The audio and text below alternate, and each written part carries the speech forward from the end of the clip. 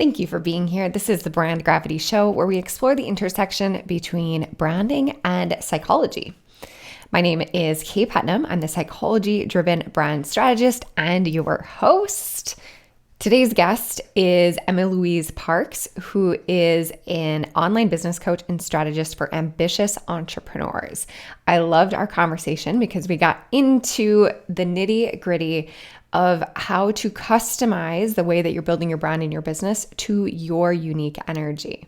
And as an entrepreneur, your energetic influence, as I say, will have a very tangible impact on how your brand grows. You are the visionary, you are the CEO. How you show up matters, and how you feel about how you show up matters, and it comes through in your messaging. Emma-Louise is an online business coach and strategist for ambitious entrepreneurs, empaths, and HSPs, highly sensitive people. Before entering the online business space, she spent 17 years in one of the world's most stressful, male-focused, and extroverted fields, air traffic control. Alongside her time behind the radar, keeping the busy skies above London safe, she also became an instructor for new recruits, fueling her love of coaching. Today, Emma-Louise is an internationally recognized certified online business consultant, an NLP master practitioner with accreditations in EFT, TFT. She's also the host of the award-winning podcast, The Ambitious Introvert. Having built her six-figure brand in under 3 years without previous business experience, Emma-Louise is proof that when you take aligned action, you can scale your business with ease and speed. Emma-Louise's mission is to help her clients embrace their ambitious introvert nature, stay in their zone of genius, and impact more people with their profitable, sustainable businesses. You can find her at theambitiousintrovert.com or inside her free Facebook group, the Ambitious Introvert Network, where she empowers her community of smart, sensitive entrepreneurs. Let's get to the interview.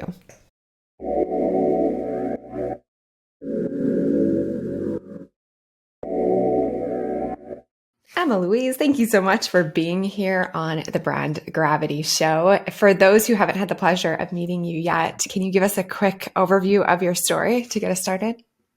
Absolutely. Thank you for having me. So I'm Emma-Louise and I'm the founder and CEO of The Ambitious Introvert. I'm the host of the Ambitious Introvert podcast, and I'm a business and mindset coach for the more sensitive, gentle, quiet entrepreneurs amongst us. I love what you're doing. The basis of my work is also that every person needs to approach building a brand and a business differently based on who they are. And I know that that's at the core of what you do as well. Bring us back a little bit. When you were first getting started in online business, what are some of the things that people told you that you should do or that you had to do that just weren't working with your energy? The very first thing that I was taught how to do in a group program was to position myself strategically in Facebook groups and comment on everyone's posts. And if anyone that looked like they even might be an ideal client mentioned something that I thought I could help with, was to kind of jump on it, share all my expertise, and then get this person in the DM and try and sell to them. Now, I had no experience with Facebook, and I also had no experience with sales or marketing. So this was quite a huge jump for day one of online business. I can imagine. I feel like I've also heard a lot, and actually I'm guilty of this as well. I tell people all of the time, get as many people on a sales call as possible or on a phone call in a conversation as possible. And I can imagine that might kind of trigger some of those same things. What did you do with that information? Did you try it? What happened in that context? So I totally tried it because I'm I don't know what to do. I'm going to trust this person that I've invested in. I'm going to give it a go. I was, already a mindset coach at this point. So I'm maybe it's just resistance because I'm not familiar. And, there's growth to be had. Let's give it a go. So I jumped in and did it. And I got blocked from a group because someone reported me as spam, which I'm laughing now. But, that was quite horrific to me at the time.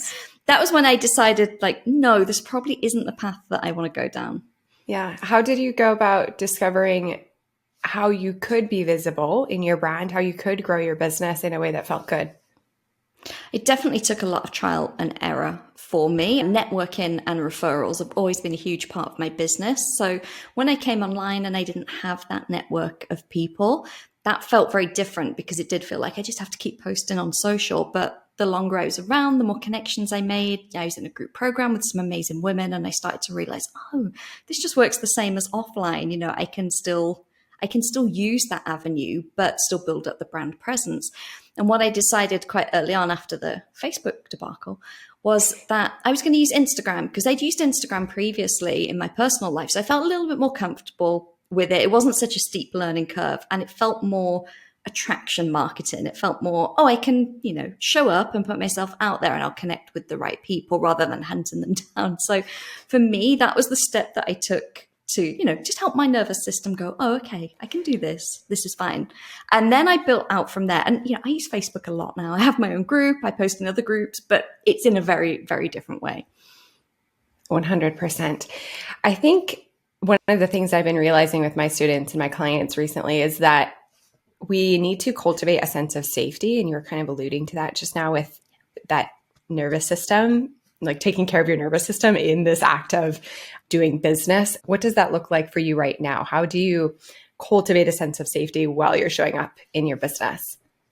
For me, it's a lot about time boundaries and energetic boundaries. So not letting my business and my life kind of seep into one, which, you know, if you work from home can be quite difficult.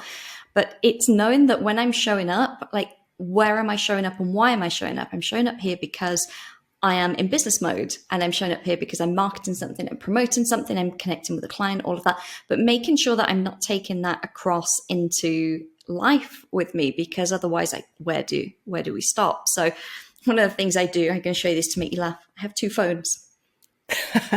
One is a business phone. One is a personal phone. They just both happen to be next to me right now. But, you know, at the weekend, the business phone is in the office and it doesn't come out. So there's no Facebook, there's no Instagram, there's no Slack, there's no Voxer, you know, Gmail, any of those places. And it means that when I do show up, I really show up with intention, and it feels good, and I'm settled and rested and prepared for it.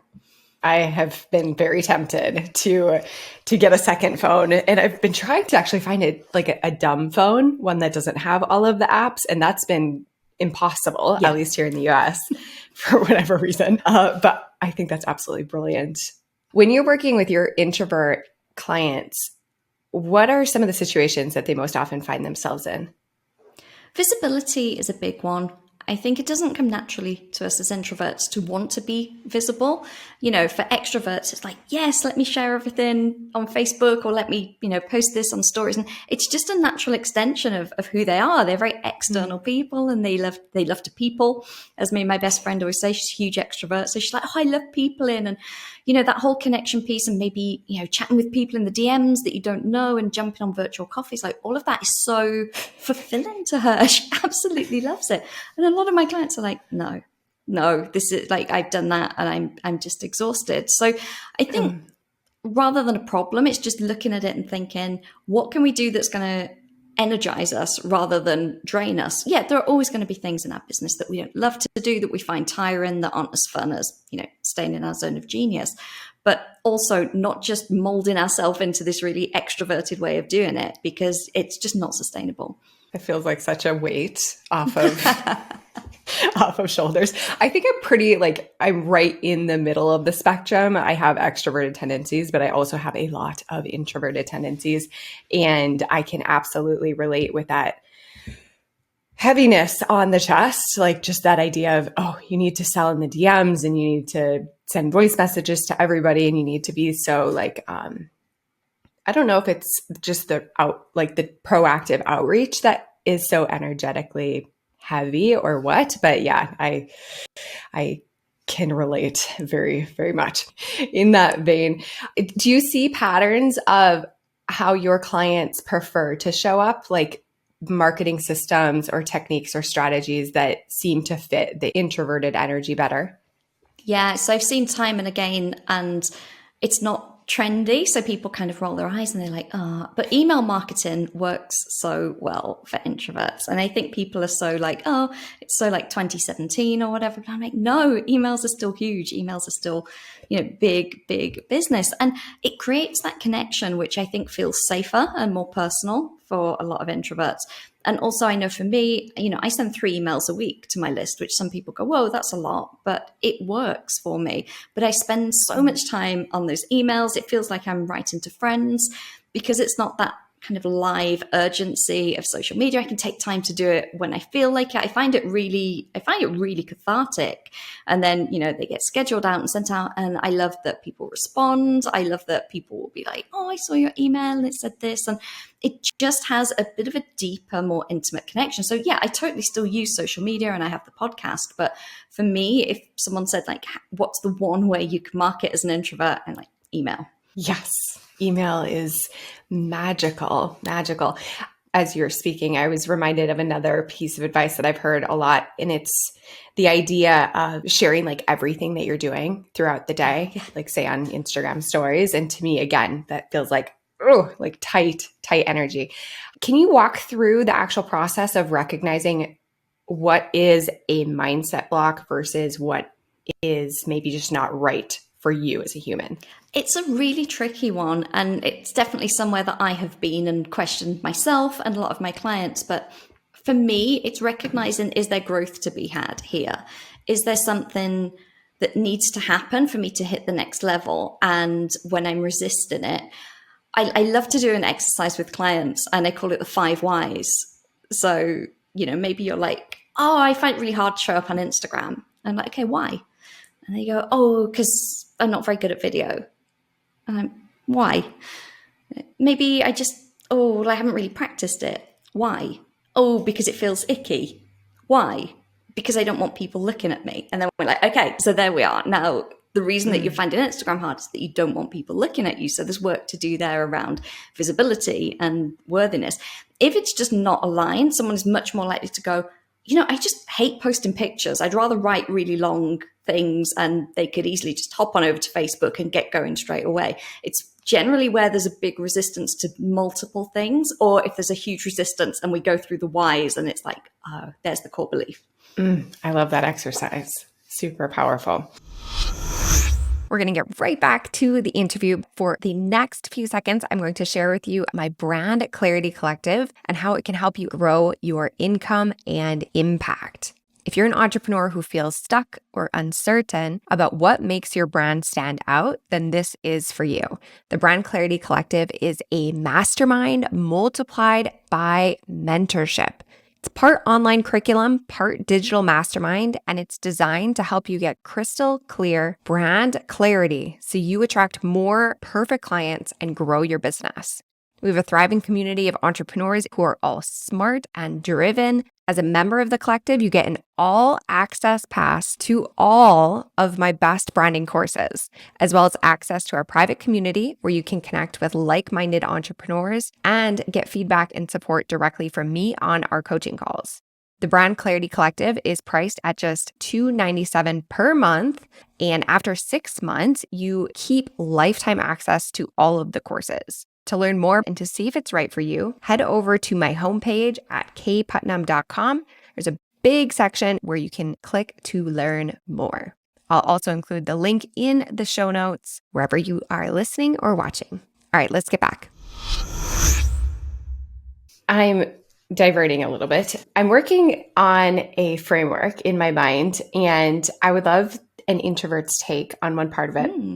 So I have a theory that our energetic system is made up of a few different bodies. I use the acronym or like the word embodiment to explain it. So we have physical energy, which is our body energy. We have intellectual energy, which is our desire to change and learn and grow. The M is emotional language. And my first inclination was that because humans are social creatures, we need to pour into our relationships to fill up that emotional energy in our life.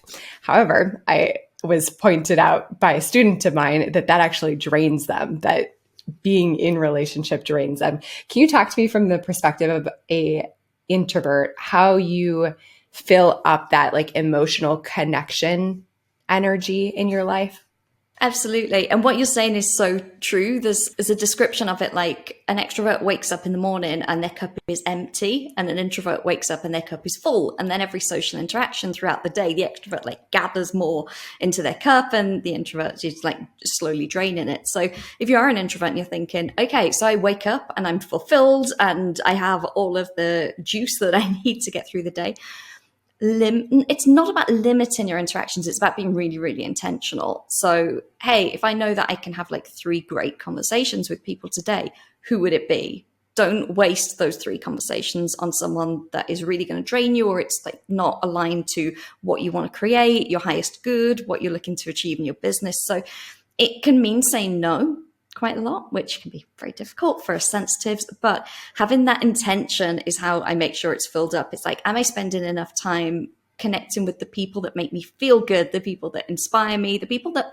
understand me as well, so I'm not having to explain myself. As an introvert, anyone listening, I'm sure you've had the, oh, why don't you just come out, or just stay a bit longer, or, trying to, oh, don't be so quiet, or all of those things. And actually, it's just exhausting trying to explain to someone else that doesn't do it for you, because if that's what does it for them, they're not going to understand it, right? So it's just being intentional, choosing people that don't judge you, people that understand you, people that inspire you, people that you love to talk to, and making sure that your glass is used on those people. I love that. Thank you for that perspective and that distinction. And I keep hearing the word intention. And I feel like that is such an important part of managing energy, and probably across the board for extroverts and introverts alike, is that intention. How do you reconnect to your intention on a regular basis? So I always think about, does this get me more of what I want? So what am I looking to achieve, or how am I looking to feel? So whether it's like a goal that's very, set metrics, or whether it's a feeling that I want to cultivate, then if I'm invited to something, or if an opportunity presents itself, or even if I have choices to make, like I can choose to open social media, right? Does it get me more of what I want? Is it getting me towards where I want to feel? And that really is what I mean by intention. I think there can be a big buzzword around it. And, like these, like anything in the online space, it's a buzzword, but for a reason, because it's really important. So for me, it is bringing it back all the time to, does it get me closer to my goal, or does it help me to feel how I want to feel? Yeah. What are you really excited about in business right now? I am excited at the flexibility that I'm seeing in business. I'm seeing people offering things like Voxer only coaching. I'm being more flexible with my own clients. Some of them don't need 3 calls a month. They want 1 call per month because they're busy. Some people do want 3 calls per month because they are at that stage of business and they need that accountability. And I'm seeing this more and more, or options of like group programs where you can upgrade to add extra one-on-one, or you can just take what you need. And I think that for so long we've had these structures in business where we've had to fit ourselves into someone's container, and now I think this opportunity where we've just got a bit more flex and fluidity. I think since after the pandemic, the world's opened up, people are like, I just need a little bit more freedom. So I'm really excited to see that. Same. Thank goodness. I feel like our industry is growing up in a lot of ways, or maybe it's just more people are coming into it. So there just is becoming more choice as a natural consequence of that. And it's amazing because similar to how brands expanded from, say, like the 1950s to now, we now get to choose the containers and the spaces and the coaches that really fit our values and our energy. And there's just more of it. Yeah, I love that as well. What's your next big goal or vision in your business? So I am actually launching a membership, which is something that I have been against for so long. It just didn't work for me in my business model. It didn't work with where I was for the longest time. And, then we've had some changes. We've had some team changes, slight messaging changes. And I realized that there's a space for it. It makes complete sense now. So I'm really excited. It's going to be slightly different from the generic membership model, but it is going to be subscription based, and that's going to be launched in Q1 of 2023. So we're working towards that. And that feels really, again, flexible. It feels really expansive to be able to bring another layer into the product suite that makes complete sense for me and for my clients. Amazing. How are you customizing that container so that it feels really great for you? So for me, I have been in memberships and seen memberships where there's a lot of pressure on the person running it to keep creating content every month or Yeah. showing up to weekly Q&A calls. And I've had clients come to me and they're like, oh, I have this membership and it's taking me 10 hours a month and it's making like $1,000. I'm like, okay, let's look at this. And, I know the figures don't always add up in memberships unless you have a huge audience, and they can be a bit of a time sink. So for me, it's about being able to deliver something that is of really high value throughout the month without me needing to show up, which is obviously the most introvert friendly way. So it's not a membership with a live touch point, but it's going to be created and scheduled in a way that best serves the clients and to make sure that they're getting what they need when they need it without them having to rely on a call at a certain time or on a certain day.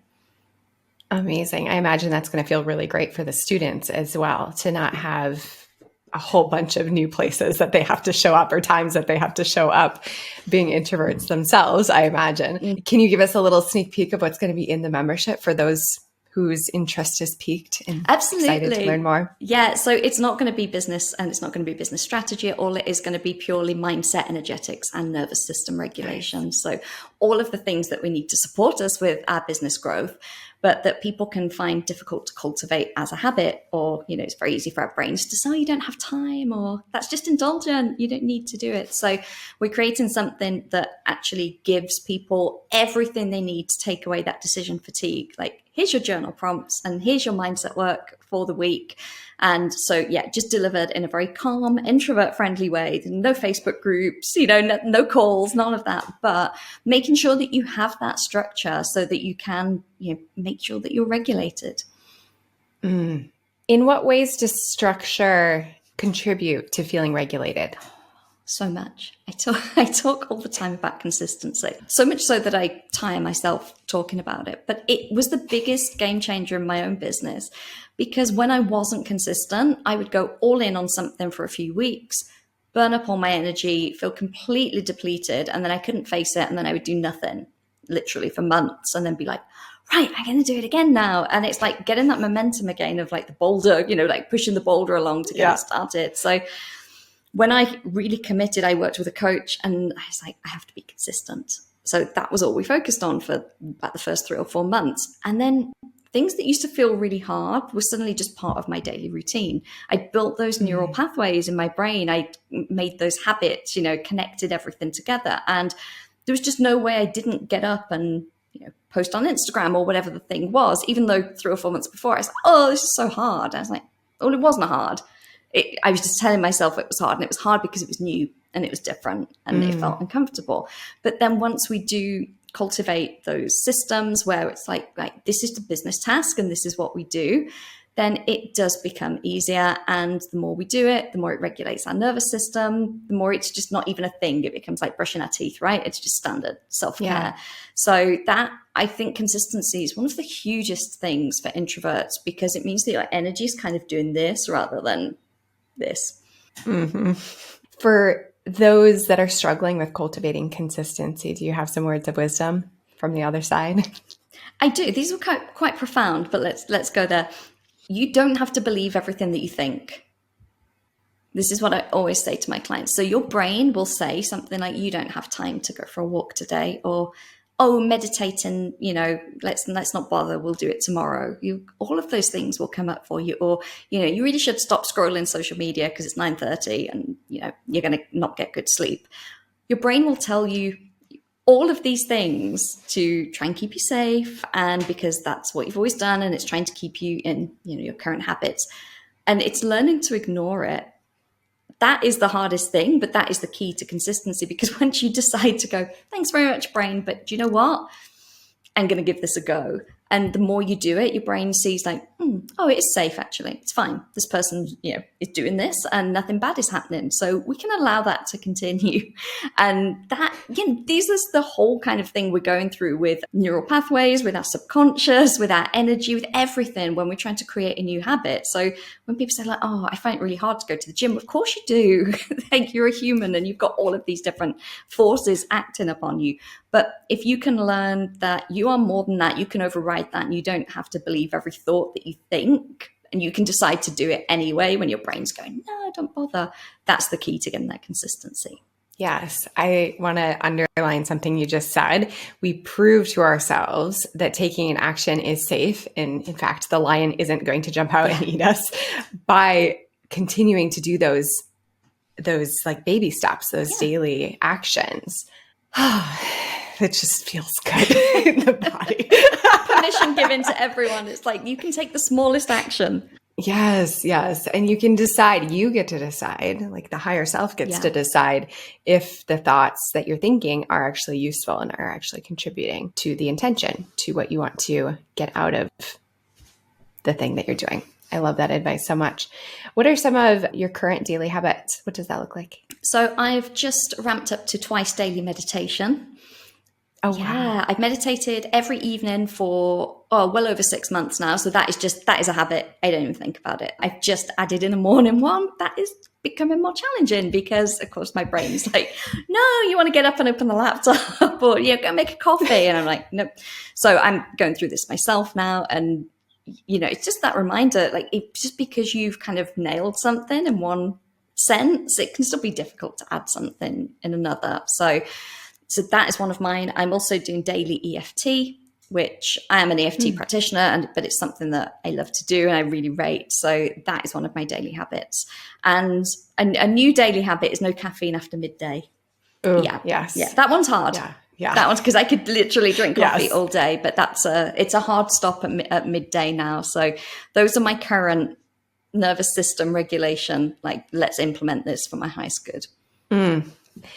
Splitting hairs a little bit, but I'm curious, how do you decide, do you have like a particular meditation practice or like topics that you return to again and again when you're doing the EFT? Or how do you decide what you're going to work on through those modalities each day? So with the meditation, I've literally got 2 bedtime meditations that are saved on Insight Timer, and it's one of those 2. Because if I had to decide, again, that will be like, I'm not doing this because I've spent 20 minutes scrolling through and trying to decide which one to do. So guys, take out the decision fatigue and just narrow it down to like 2 or 3, keep them saved. And then it's one of those. It's easy.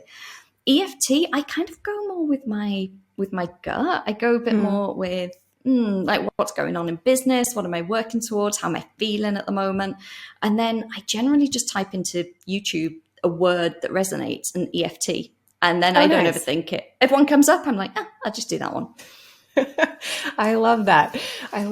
Yeah, I've used EFT off and on and have done like the lowest NLP training certification. So I'm familiar with it, but I haven't consistently incorporated it into my daily practice. But it does seem to really just move energy.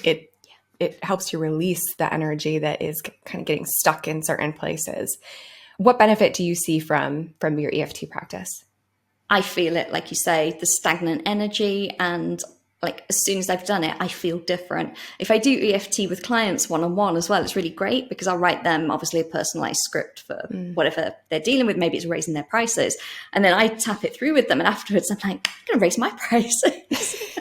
It's so crazy how it just makes you kind of buzz. But if you've ever done it or if you've ever seen someone do it, it's quite often yawns and pins and needles and like my eyes water. I don't cry, but my eyes water. So there's often these kind of physical releases. Yawning is a big one. And it, like you say, I think it's that energy just coming out. And I think there's a real power in speaking out things. So speaking while we tap in on the meridian points, I think those 2 things combined for some reason. And I love NLP. I'm an NLP master. I use that a lot. But there's something so beautiful in the simplicity of EFT and the fact that anyone can do it. Anyone can get a video and follow along or learn where to tap and do it themselves. I just think it's a really safe and easy modality.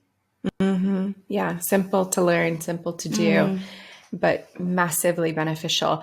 I wonder if there's something to that speaking, especially as in somebody who identifies as an introvert.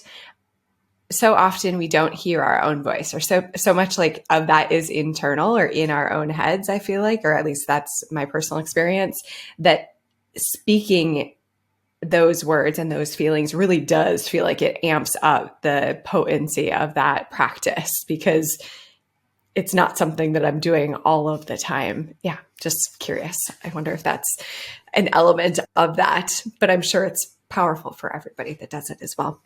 Well, thank you, Emma-Louise, so much for sharing your genius. Where can people find more about you, find more about the upcoming membership launch, everything else that you're doing?